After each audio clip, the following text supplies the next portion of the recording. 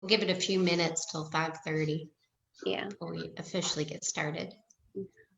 Loading right now.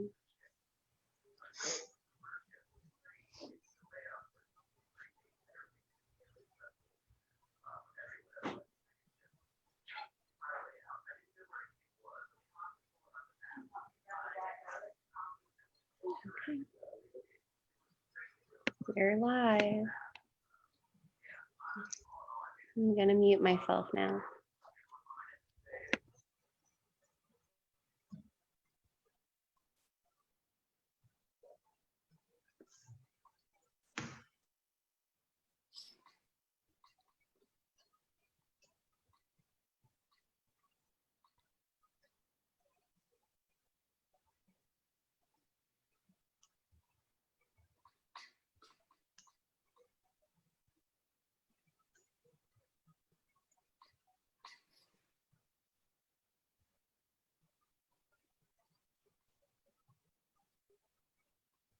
Just give it about a minute and we'll get started.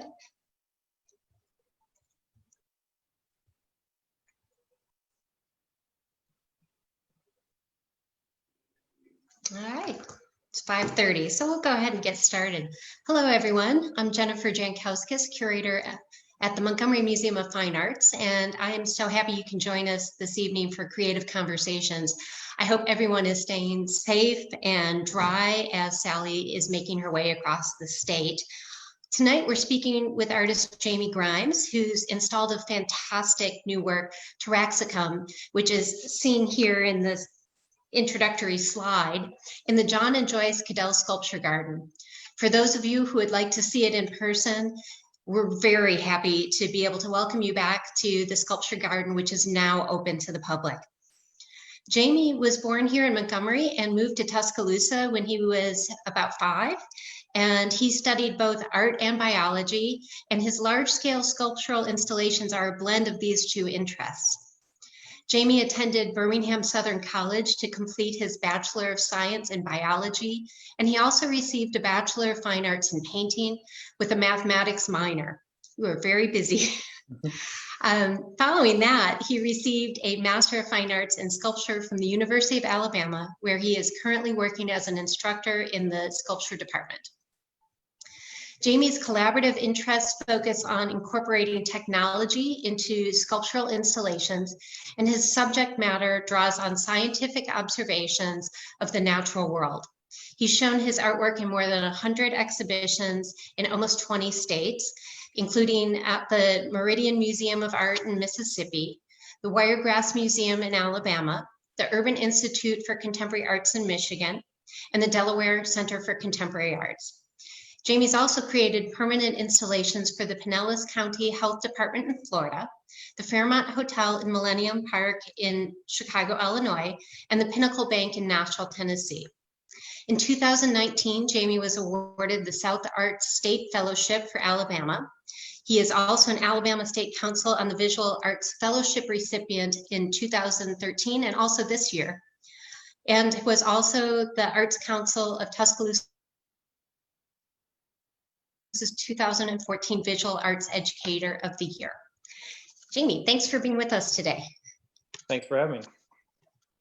So what I thought we would do is look at some of your recent work and exhibitions and share that with our audience before we talk about Taraxacum.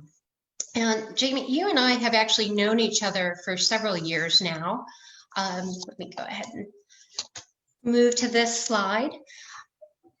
So Taraxacum is not our first collaboration. I actually first became aware of your work when I sat on a panel reviewing grant applications, and I think you were actually awarded that grant. Saw your work in person for the first time for the exhibition you had. You know, I don't think it was actually, I know you had a show at the Johnson Center in Troy, but I saw your work in the biennial that they had there.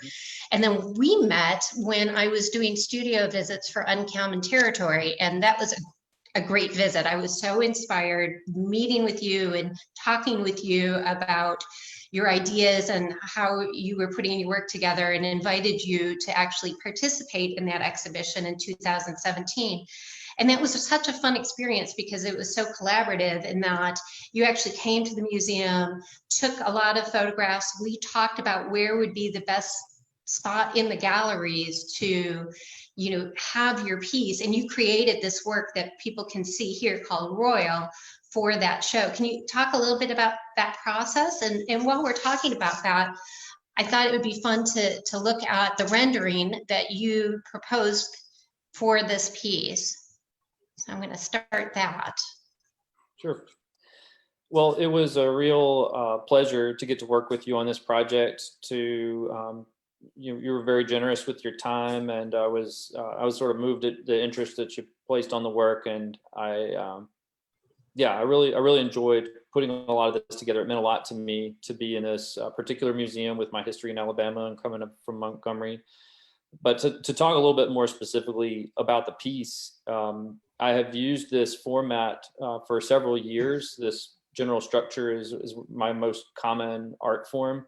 I'm taking sheets of corrugated plastic that would be familiar as like real estate signs. That would be and in fact, in the image on the right, there's a bluer tint to the white plastic that you'd see in like front yard signs. There's also a set of material that's a little bit more translucent and it looks a little bit more of a warm tone, and that you'd recognize in like post office crates. So I take really large sheets of that and I use kind of a box cutter style knife to cut the forms out of the large sheets. And I also melt them with multiple heat guns at a time to transform the textural surface. And then I have multiple components that I start to configure together to create these fluid forms out of the flat sheets. I'm trying to bend and twist them and connect them together to build a larger mass. But that's so you often start with this kind of rendering, but it's not until you're actually installing in the space that the form really develops. I mean, that's more of just kind of a real basic schematic that you're trying to use, and you're much more organic during installation, right? That's correct. It's very helpful to use the digital tools to aid in communication. And when we're talking about complex ideas and we're juggling a number of things, it can be factors like, will people be able to reach it from the stairwell if they reached out and grabbed something? Is that going to be a problem? Or is it a space where people can walk through? And we'll see some of those, I think, later. So there are logistical variables that we can discuss. And it's always easier if we're talking about if we're seeing the same things that we're talking about. But yeah. I really do appreciate the ability to work within the space and react to the space. I can pay much more attention to the subtleties of the way that the material behaves and to build a more appropriate and engaging composition if I have that opportunity to play a little bit more. And we were able to merge those two concepts as we approached this piece. We could really think and talk a lot ahead of time and make some fundamental decisions about how much material I would need and what areas would be the most appropriate. We defined some general characteristics, but you also provided me a lot of freedom to play with it once we were in the space, and it went well. Here, I'm going to bring up a couple more images so people can get a closer look at it. And what's so fascinating about this piece and all of your work, of course, but what was great about it in the space where we placed it was that you would get this different feeling and perspective on it depending on where you were in the gallery. So you could be underneath it and see it in one way, and as you came up the stairs you would have a completely different encounter with it. And I think that would change how people reacted to it and what they were thinking it was. I mean, in some ways it comes across as completely abstract, and from conversations I've had with you, I know that you like the viewer to kind of experience it and keep it pretty wide ranging as to what the influences are. But when you talk about some of the things that you were trying to encompass as you were putting this piece together and what some of your inspirations were for it. There are certainly trends. A lot of people will see things that typically come up, whether it's for the audience or for me, and I can make those connections and feel comfortable that I'm thinking about things in a similar way to the audience. But I also like it when somebody sees something that wasn't what I expected. And what I'm creating is, we talk a lot about the nature influence, and I've spent a lot of time just observing patterns in nature because I find them beautiful. And as I take more and more time with that observation, it's almost inevitable that some of those forms start to come through as I'm expressing things in a structure that I would try to build. Some of it's intentional, but I'm not really trying to build something the way you would create a realistic painting. It's not trying to specifically be an exact replica of any one thing, but I do like to borrow key elements. And so, as we have big clouds rolling in with this hurricane, it's the kind of stuff that draws my eye. I like to pay attention to how certain elements of turbulence and sort of visual contrast with light and dark, what things catch my eye, what movements of clouds catch my eye. And it doesn't have to just be clouds, but that's a clear example. That's a very specific example that's pretty dominant in this work, that I'm looking at the things that are happening in the sky, but you can also translate a lot of the same kinds of observations into turbulent water on a river surface, whether you're under the water snorkeling and you see, somebody splash into the water, and the way that all of the surface moves around, or the way that the light moves across coral on the, a few feet below you. All these things to me connect and have a similar type of energy and pattern. But then I'm playing this game with the sculpture where I try to simplify it down. It's still complicated in a way, but it isn't if you compare it to this source material. If you look at the realistic details in the clouds that I'm looking at, it's much more rich with so much more happening in a sense. And what I want to do is kind of almost steal from that. I want to borrow, what are these minimal elements? I like the idea that you can come up to these types of sculptures and see that they're plastic. You can see that they're held together by zip ties. It's raw in a sense, but that's combined with this intense repetition and dramatic lighting that starts to activate. There's something that's happening in these patterns and in these gestures. Again, that's what I'm borrowing or maybe stealing when I look at nature. So yeah, something like that. Well, let's go to the next slide, because some of the things that you're talking about, I think, are going to be easier for people to see here.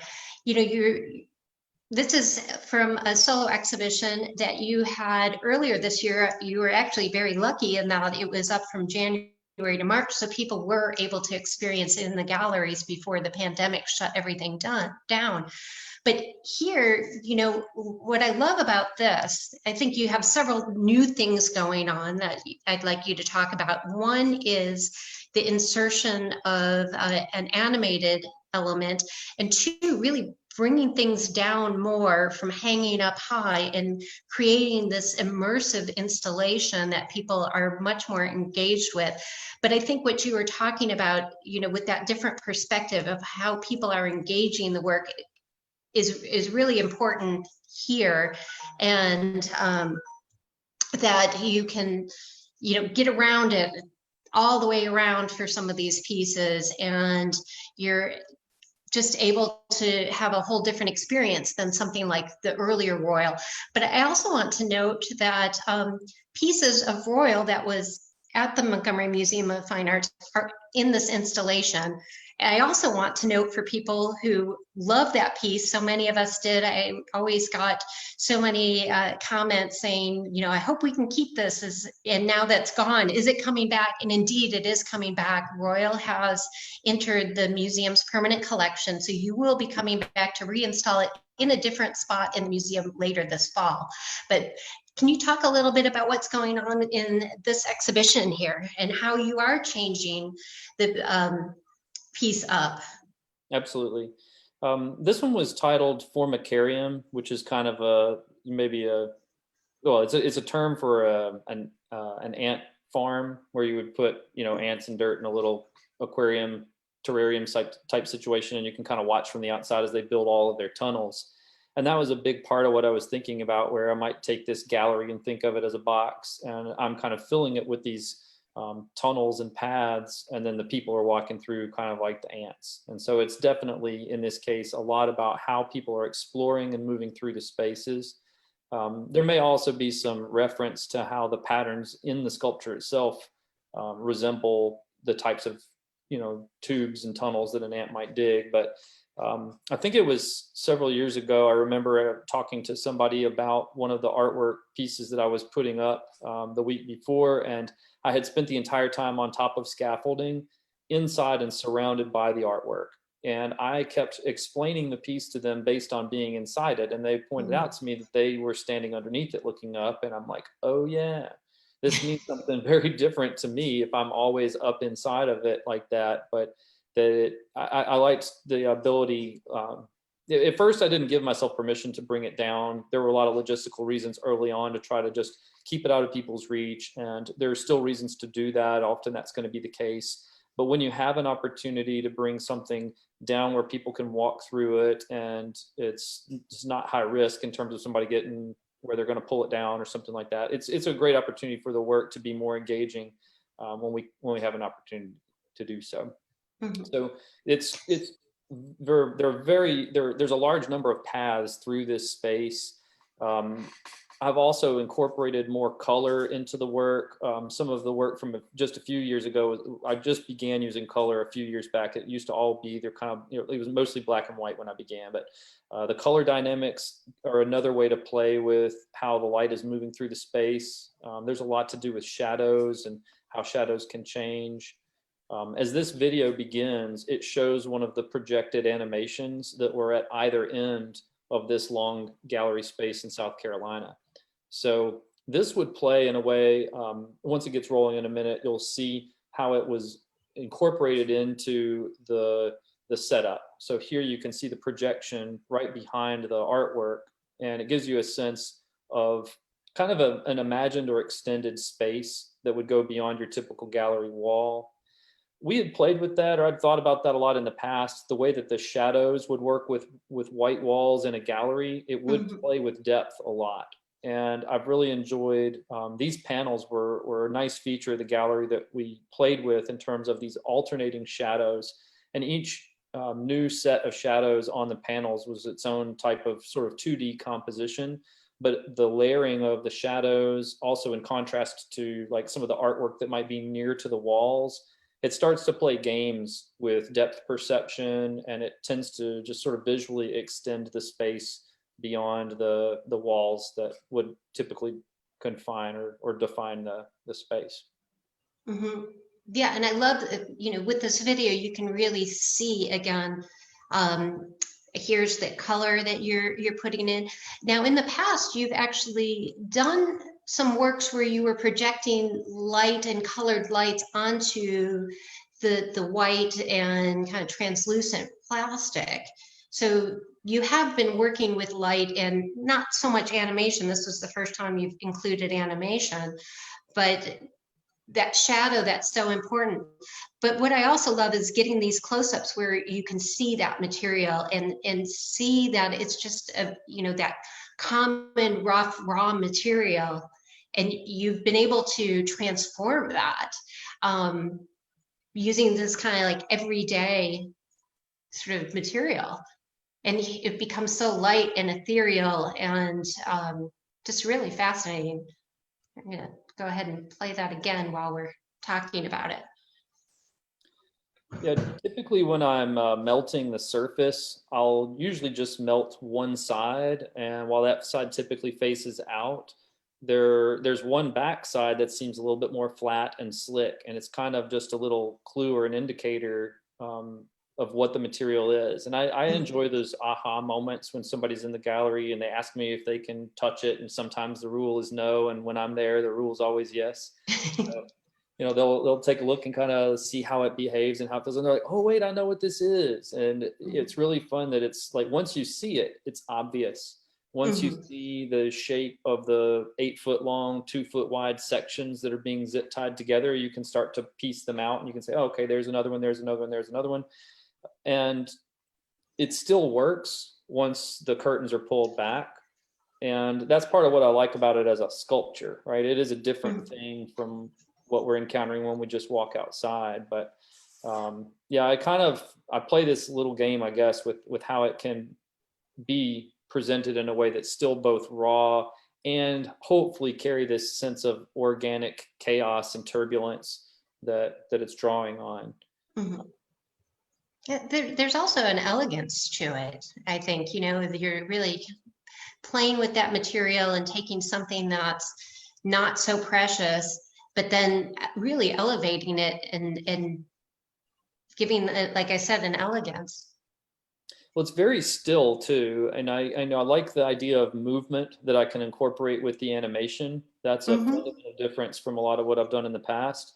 I've shifted shadows around, and if you see a lot of that shadow play here when the lights will shift from one lighting scenario to another. It moves the shadows around, but it's not really moving the shadows. It's just exchanging the shadows. Hmm. So that does it creates a little game with depth, or with even with color. You can play those games as well, but it's not the same as movement. And there's this still quiet to the piece that kind of counteracts some of the gesture and some of the mark making on the surface. So I like that it's Yeah. Before before we move to the next slides, I do want to encourage people, if they have questions, to put them into the comments. And we do actually have a question from Joe Rinkin, and he is asking if you've ever incorporated glass with your pieces. And I happen to know that you actually have had some experience working with glass. Do you want to talk a little bit about that? I know that was much earlier in your career.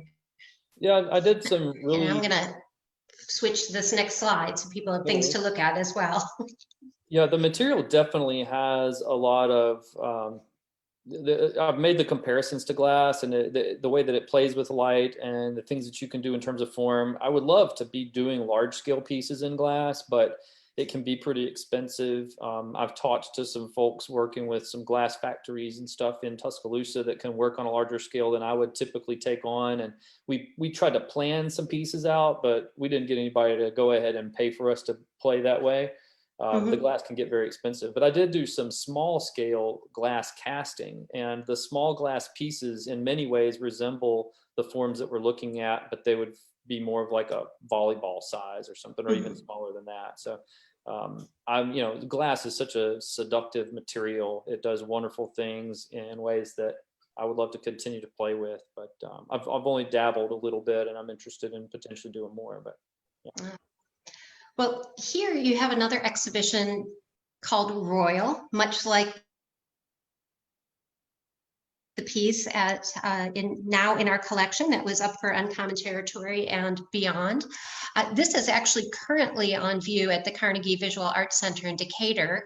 So if those are anybody interested in wanting to see this body of work, they can visit the Carnegie Visual Arts Center.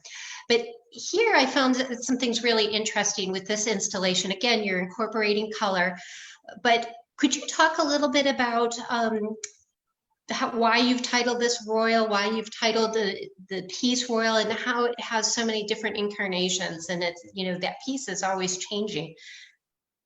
It is. I've talked a little bit about how the components are, you can kind of take it apart. Every piece is typically about 8 feet long and 2 feet wide, and I get two of those out of a big sheet. But there are probably 300 pieces of plastic in this exhibition, and there are different colors. As you mentioned, that we're looking at a yellow version, and that's actually the yellow of the plastic. The more clear version is kind of dominantly on the right, and you'll see a few other color variations as we move through this. But you know, I'm lucky in that I'm able to reuse this material, and it's sort of strange to be able to do that sometimes in art. But I've started to kind of visualize. I think in a lot of ways, I think of the gallery as a type of a studio for me. Often, there's a standard formula of you build your work in your studio and then you bring it someplace and it's already all figured out. And I constantly find myself needing to provide images of the work that's about to happen, Mhm. and the work doesn't exist yet, and yet it has this continuity with the history of other exhibitions that are using similar techniques. And I like to, I don't mind returning to the same ideas if I have the ability to change things as much as I'm able to do. Each time I bring it in, it's going to be different. If I even went back, if I took material down and put it back up in the same location, it's not really going to be the same. But I Mhm. do feel like there's elements that will come through that hopefully are the reason, for it to be. So Yeah, many of these pieces have been in several different shows or in different combinations, or I might do something where I'm only using yellow plastic or I'm only using clear plastic. There are different ways to combine them. So you'll see some like black and navy forms, and I've combined those with light blues or set against white for contrast. Now with the colors, you're not painting the plastic, you're actually using colored plastic, right? That's correct. I think it Yeah. could be a lot of fun to build a painted piece using this method, but I do fear that it would be no, it wouldn't be as versatile for as long of a period of time. It would be difficult to get because the pieces are more flexible than you might expect. They kind of, you can bend them quite easily. And I feel that if I were moving the plastic surface underneath a painted top, that I would start to kind of crack the paint off pretty quickly. Sure. So we've instead sort of painted these pieces more with light, with colored light as one way to do it. But you can also get the plastic in a few colors. I would love to have more color options. And I feel like we're on like the basic Crayola set in terms of what I've got to work with. And some of the ones I've played with, I'm not as big of a fan of, but I've really been drawn to the yellow. There's something eerie about it to me. I mean, maybe nobody else is creeped out by yellow, but it's a strange color. And but a lot of them are still kind of I'm still in a pretty safe zone with most of it. There are grays, blues, blacks, whites, you know, it's all kind of, it's still pretty much more monotone, but those basic colors react really well with the lighting. And so first I was doing that with projected images, and we would generate video for the projection mapping. I did a good bit of that a few years ago, and I'm not done with it, but it's very labor intensive. And depending on what the schedule is for an exhibition, I need a lot of lead time before I'm going to incorporate a projection mapping element that's a real legitimate version of that technique. What I found is that when you combine the projection mapping with LED lights, the color changing LED lights can be controlled in the same way that you would in a theater. And those types of tools to play with color combinations and changes to the piece, and it's a lot of fun. Yeah, the material has some translucency to it as well too. So I would think that as you're doing the projections, that it's not only something that you can play with shifts in color from the shadows to what's on the piece, where it is, and the density of how layered it is will change that color. You know, it may be lighter where it's not as dense, and you have more of that translucent material then coming through. So a lot of considerations if you're going to be doing color mapping and how to get all those colors working together, how you envision it, I would imagine. Absolutely. And at first I wanted to play with things like when I first started this, the technology wasn't really there on common use of LED bulbs. Most of your gallery lighting was halogens, and I would really see some fun dramatic changes if I like maybe had two different switches for your gallery lights, and you could have one configuration on and you could switch to another one, and it would completely change the piece. It was a very dramatic impact on the way this work is styled. And moving through the years, I've been able to come up with methods to control even white lighting or the LEDs. And when you add the color element, I can get a little carried away. Like sometimes you just start to play with the beauty of the color, but you might make it look a little too much like a bowling alley or something because there's just so many things to play with. And I typically like to limit my variables, but the color is seductive in a way that I like to just play with. Well, and here too, we're looking at an image on the right, especially where it's in a very light flooded room with those windows. But at night, this piece has a probably incredibly dramatic feel because of all the shadows and lights instead. It does. And when we set up at the Carnegie, there was, we thought about adding the colored lights, but there's so much beautiful natural light that comes in from these windows. It became more about that, that shift between daylight and evening, you know, standard gallery lights. The gallery lights will be on if you come in during the day, but it really changes a lot through the day or, you know, from night to day. And that's what I really like about your piece. It almost feels like it's a living, breathing kind of object because of all of the changes that it goes throughout the day, as you say, or, it's just constantly in motion in a way, never static. Yeah, and we played with that like in the previous installation we were looking at for Formicarium. We actually were able to close off all of the incoming light to really isolate the space, but it changed a lot with this artificial light. And I wouldn't say one's better than the other. I just like to play with different elements. And so those types of variables often change from show to show. Here's an example of the same Carnegie Center with a piece that's in the back area of the space. And I sectioned off, there's a nice symmetry to that building. And in each separate space, I would use a different physical color strategy. And again, this is the physical color of the plastic.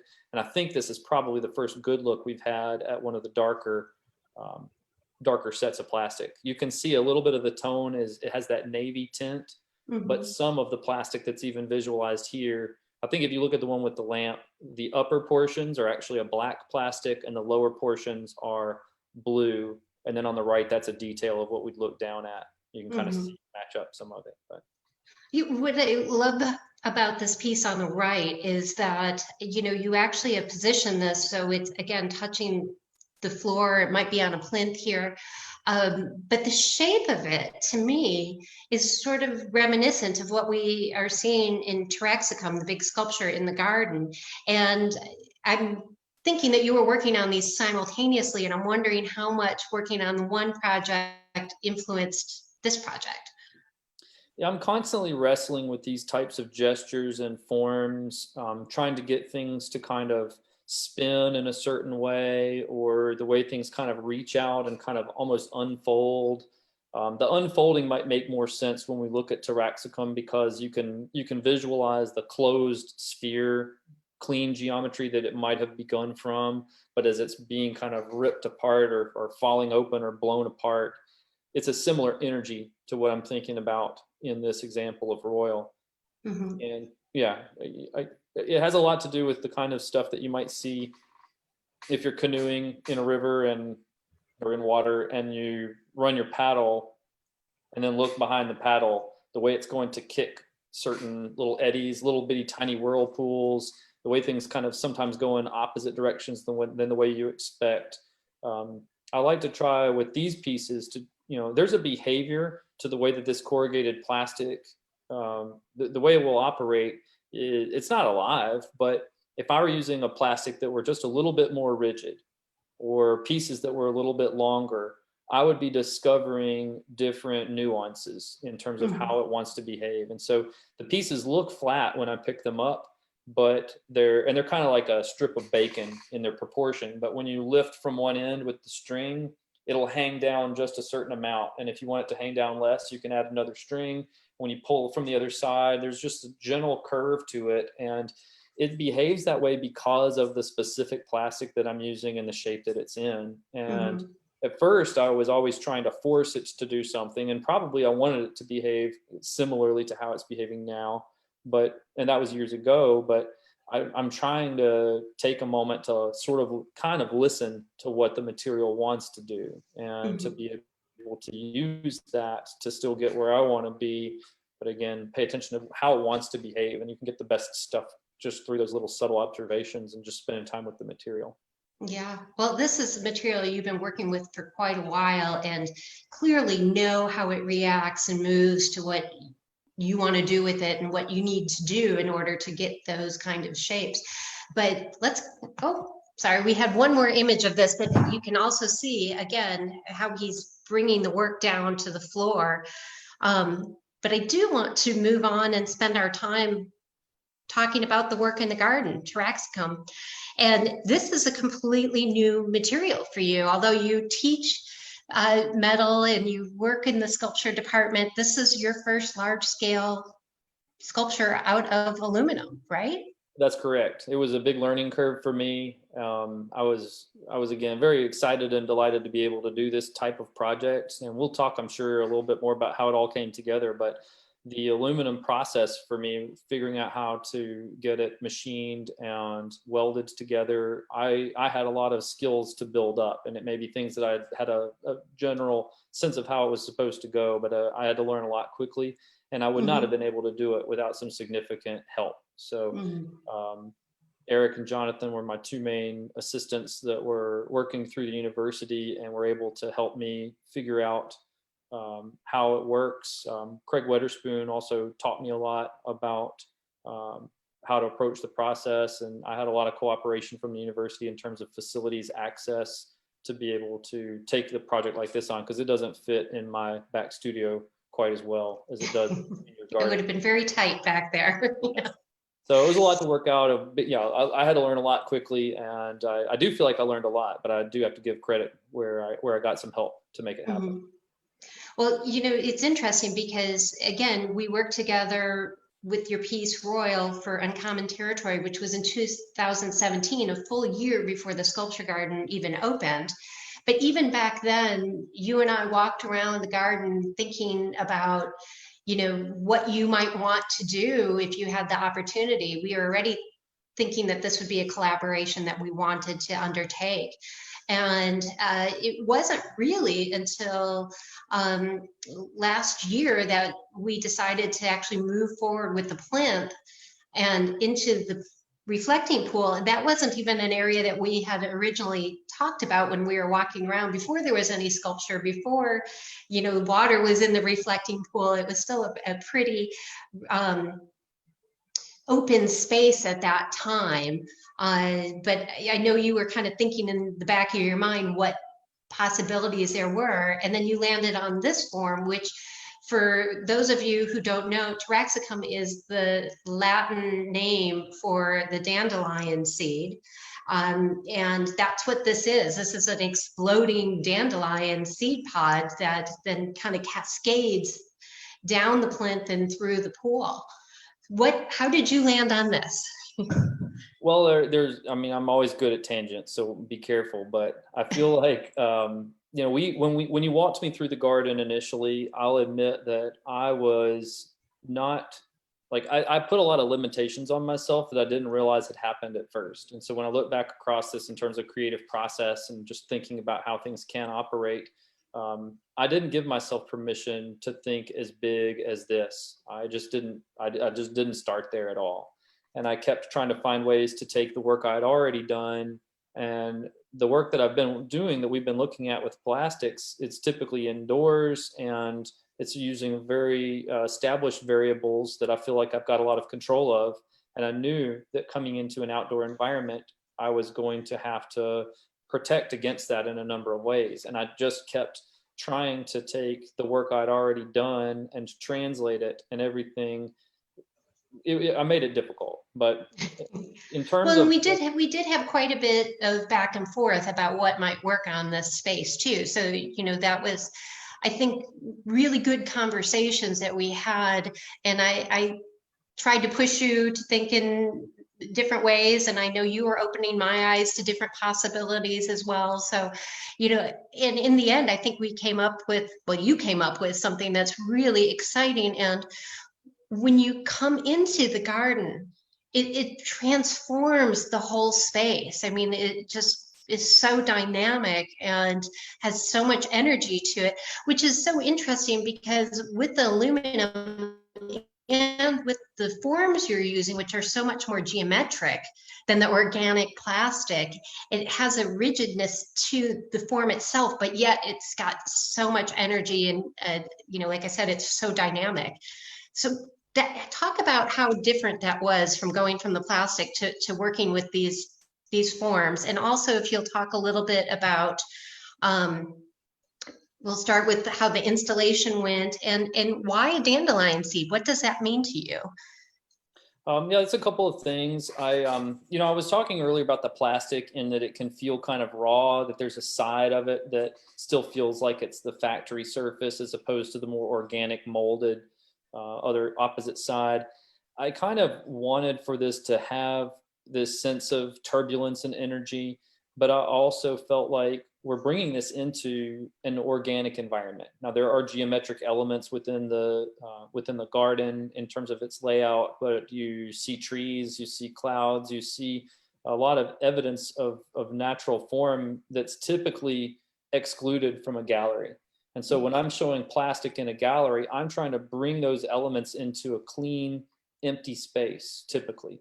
And I wanted to think about that contrast, but in a different way. And so I want to bring an object that ultimately wants to express some of this organic energy, but it actually helped me to kind of go with an opposite or counterintuitive geometry to do that.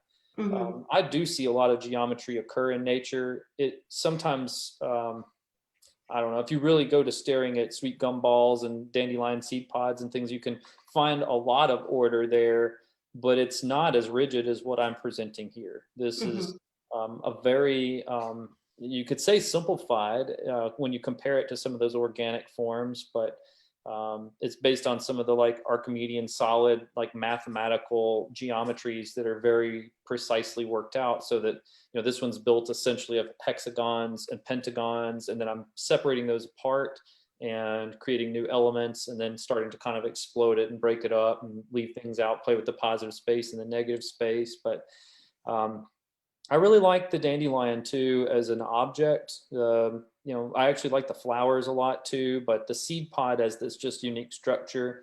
It's both a weed and it's this kind of inspirational, you know, whimsical object. You know, kids pick them up and make a wish. And I think we all can kind of still hang on to part of that wonder, even if we've left a lot of it behind as adults. Sometimes you can see that little dandelion seed pod, and sometimes you got to just cut the grass and get rid of them. And sometimes you kind of like that they're just hanging out and being these strange little forms. So I think that it's, you know, I don't want to dig too deep into what exactly a dandelion seed pod has to mean, but I just felt like it plays with our psyche in a way. We do a lot of things when we look at,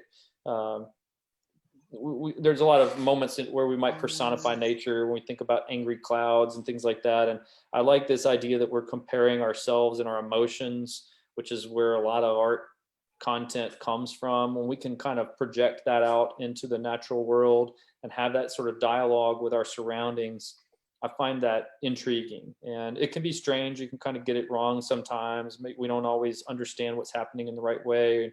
I do like for us to think about our kind of respect for the natural world. And, you know, there's a part of me that wants to encourage people to be better stewards, to take care of the things that are around us. But mostly my art is just trying to sort of spark that conversation between a human being and the natural world. And there's a lot of versions of how that goes, but I'd like to encourage it. Yeah, I do think that's true, that you're not being like overly didactic about it, or, you know, trying to hit anybody over the head with your feelings about how we interact with nature, but it is there in the work if people want to find that message and, you know, kind of tease those ideas out a little further. So you actually drove this piece down. We've been looking at your truck with a trailer loaded up with portions of it, and then luckily we had some of the resources of the city that were able to help to work on the installation with this crane. Can you talk a little bit about the installation? You were there for a total of about 3 days, I think, to get everything installed. We spread it out a little bit, but it would have been about 3 days on site. And, you know, the real lesson for me in this project was teamwork. And when you see the people around, there was a lot of help. There's a lot of contribution, and there's a lot of people you don't even see in the pictures. That's different than what I'm used to. I'm used to working, even when I can, you know, work in a giant room and kind of try to fill it up by myself with my artwork.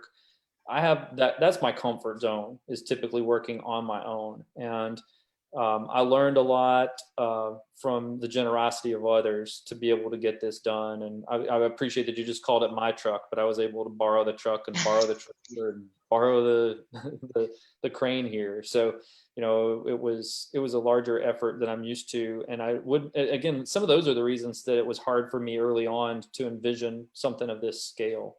But we had a lot of work to do to plan ahead and make things safe making each chunk something that could be moved without getting somebody hurt. And we have components that you can see with little pegs that hopefully you won't see in the installation, that we use to configure the separate elements and connect them together on site. And it's held together with bolts and things in a way that keep it safe. But the separate elements took a lot of planning, and it's, we were talking before about how it can be, I don't know how much we got into this, but I was talking about some of the digital proposal work that I'll do for things like Royal. And while it can be helpful to communicate, it's more restrictive than it is helpful when it really comes to deciding the final form, because I have a lot more confidence with that material. And when it came to this piece, I really relied on the digital plans heavily to be able to look ahead and see the visual consequences of something that I wouldn't be able to just experiment with without wasting time and money that I really didn't have. So I was able to, I'm pretty comfortable with the SketchUp software that I used to plan this piece out. And I was able to really look at things in a careful way and say, this is what we need to do.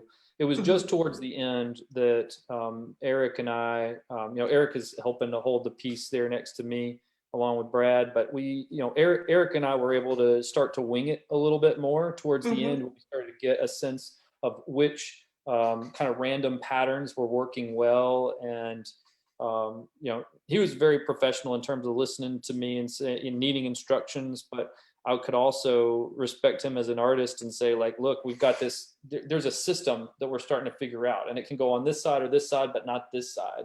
And we already know that because we've done these 4 piles over here, but for these next 2, we don't have to slow down as much as we did for those. And if you put it on, either one of those sides rolling forward, it's the formula that works. And he's asking questions like, well, what if it slides down to this back edge or comes up to this front edge?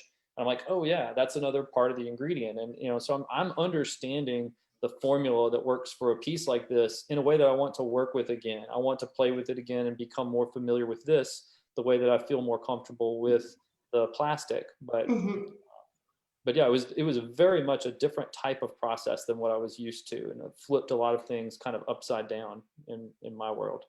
Yeah, but I will say that when you're putting together those renderings through SketchUp is a great way to communicate, because we went through a couple different versions of different things that you submitted before we actually landed on this one, and being able to talk about it. And even with the dandelion pod, when you first proposed it, it was purely contained to the plinth, and it wasn't until we had a couple conversations where it then expanded to go through the reflecting pool. So being able to have that as a starting point, I think, is incredibly useful, even if you don't keep to it exactly. And I think you were probably stricter on yourself than what I was expecting in terms of how closely it was going to be, or how exact, I should say, it was going to be to the proposal that you had given. I knew, of course, it was going to be very similar. I think you probably came even closer to it than you normally would, as you said, because it is a newer material. Yeah. But I would also reiterate from some of what you just said, that it really did make a difference to have your support. I feel like I was talking a lot about giving myself limitations early on, but I really appreciate how much you encouraged me to think about what was possible and to give me the opportunity. I mean, it's a beautiful space. When you look at how that plinth and pool are situated in the garden, it's just a real honor to be able to play with that particular spot and try to come up with something. So anyway, it was a lot of fun. Yeah, it was a lot of fun. I mean, I certainly enjoyed it on my end too. And I think that some of the reasons that it was so easy is that we've now known each other for several years and have worked together before. And so I had absolute confidence in you and what you were going to come up with for this space. And so that, on my side as a curator, being able to know that you're going to come through with something really fantastic gives me a lot of, it eases my mind. I don't have to worry about what you're doing. And, you are a joy to work with. I mean, you were always on it, very communicative. And so this was a really fun project, I think, for both of us, even though I know it certainly had its stressful moments. But here, here we're actually looking at some of the images of you installing some of these individual pods in the water. Luckily, you can see everybody's in shorts. You had a nice day to do this. We did have to postpone the actual installation. It was supposed to happen in March, but because of COVID, it did get delayed until June. So you were actually working in pretty hot weather, if I seem to recall correctly. And then you can see on the left some of the process as well in securing the work to the plinth. Yeah, we had to drill some anchors into the concrete, and there was always troubleshooting to do on site, but we did everything we could to plan ahead. And the entire team at the museum was extremely supportive and helpful and professional. It's nice to be able to have somebody that's intelligent and able to bounce ideas off of. Brad helped us work a lot of issues out with how exactly we would resolve some of the pond features. And again, this was a first time experience for me with a lot of what we were bringing in, and I don't think it would have been as successful as it turned out to be if we hadn't had a lot of key players doing their part. So I think I have. So there it is, completely installed. A couple of viewpoints here. And, we've talked a little bit about that shape and, that sort of oculus or opening in the main seed pod that's on the plinth. Can you talk about that and how you're sort of delaminating this as if somebody had already kind of blown at it and scattered all of these pieces? And, why did you want it such an open form, yet it's still in some ways very much intact? Well, I wanted for there to be a lot of example of the compact form so that it would be easy to visualize all of it. It works similarly to the kind of stuff that you'd see, like I guess the Epcot ball or whatever, Spaceship Earth or whatever that is it's more of a spherical version of that type of geometry that a lot of people are familiar with. But once you see enough of the pattern that's supposed to close, everybody just goes ahead and fills it in. And so it gives me a lot of freedom to only suggest the sphere, but to then take elements and really rip them away and build some more dramatic lines through space.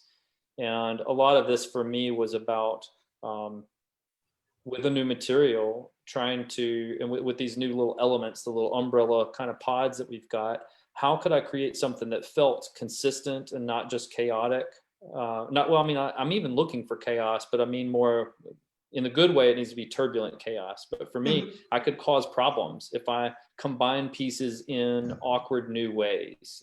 So I did set some rules for myself, and you can start to kind of decode that looking at it. There's things that go together a certain way, and then they never get together another way.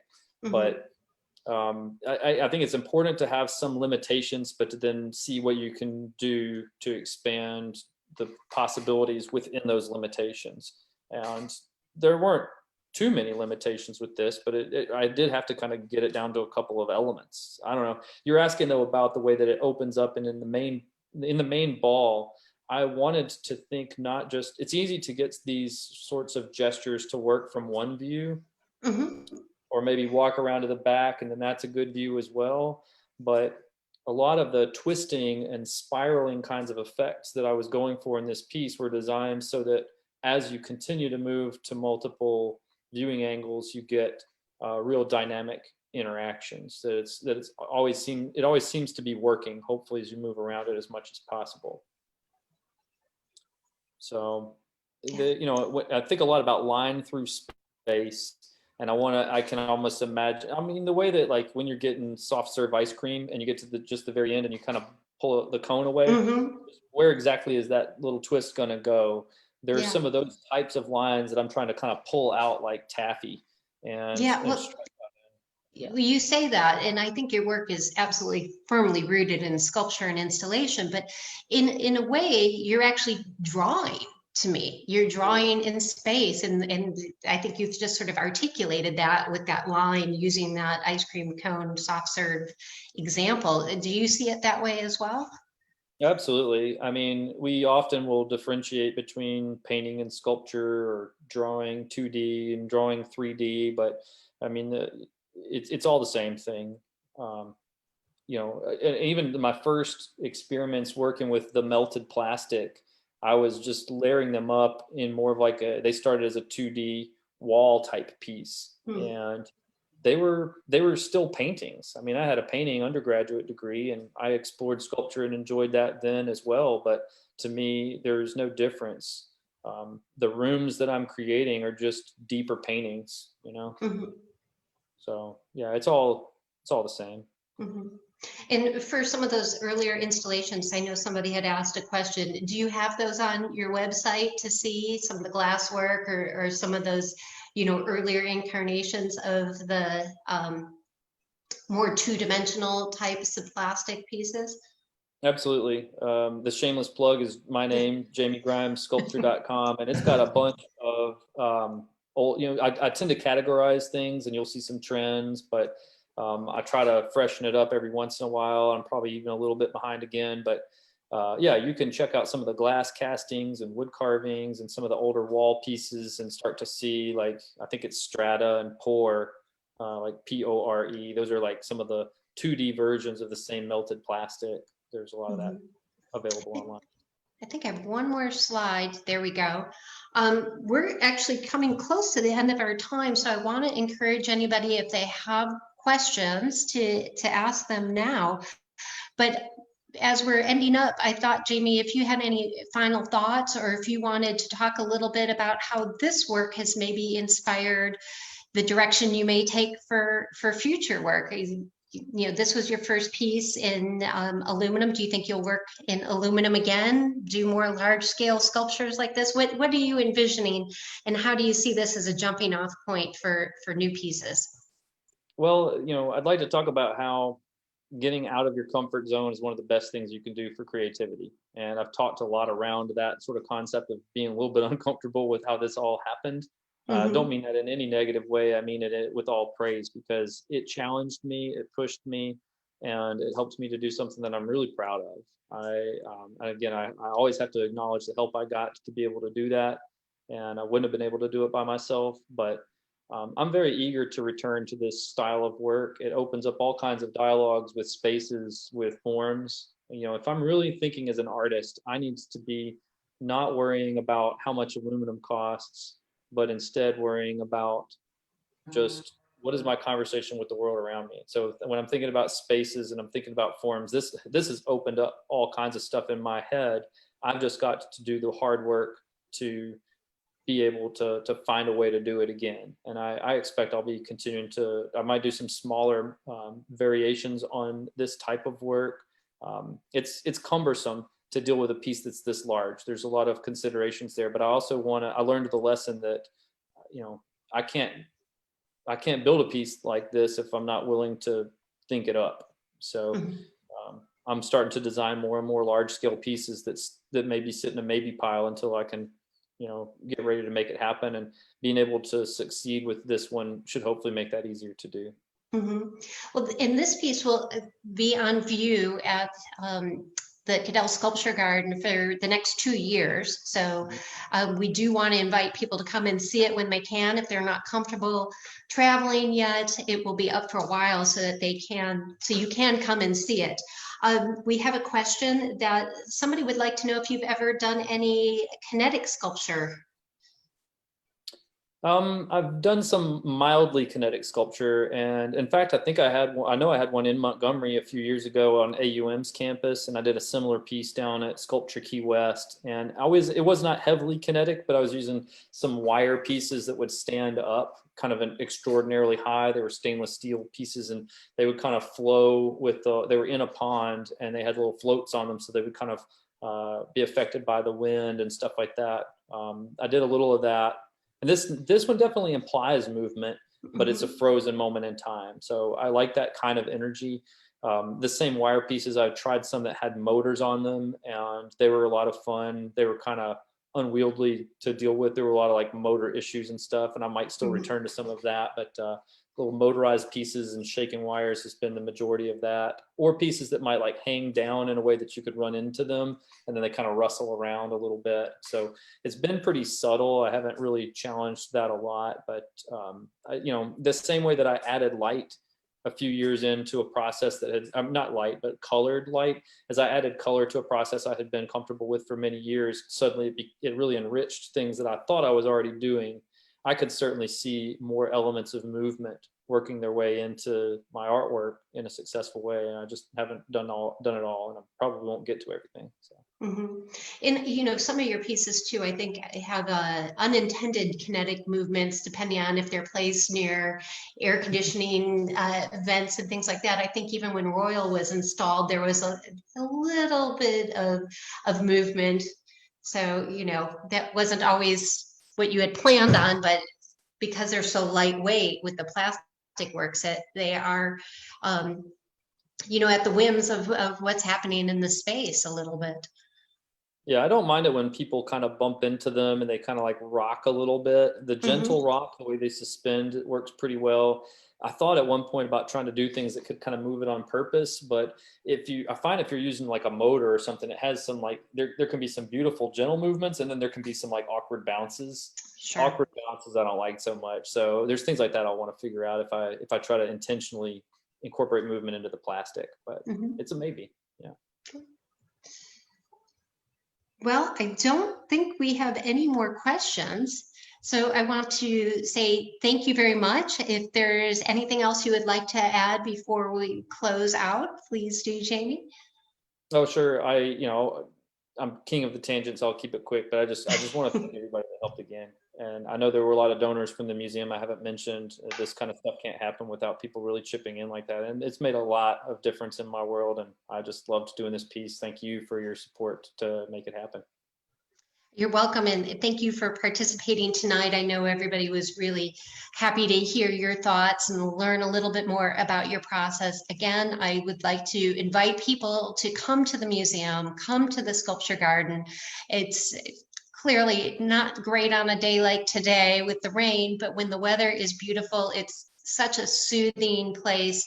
And, you know, really a great spot to kind of get away from all the craziness that's happening in the world right now. So please do come out to the museum and see the new works. This is a new piece, but we have several other new works in the garden as well. So it's always a changing environment, and we can't wait to see you all there. So thank you again, Jamey, and thanks for everybody for joining us this evening. Good night.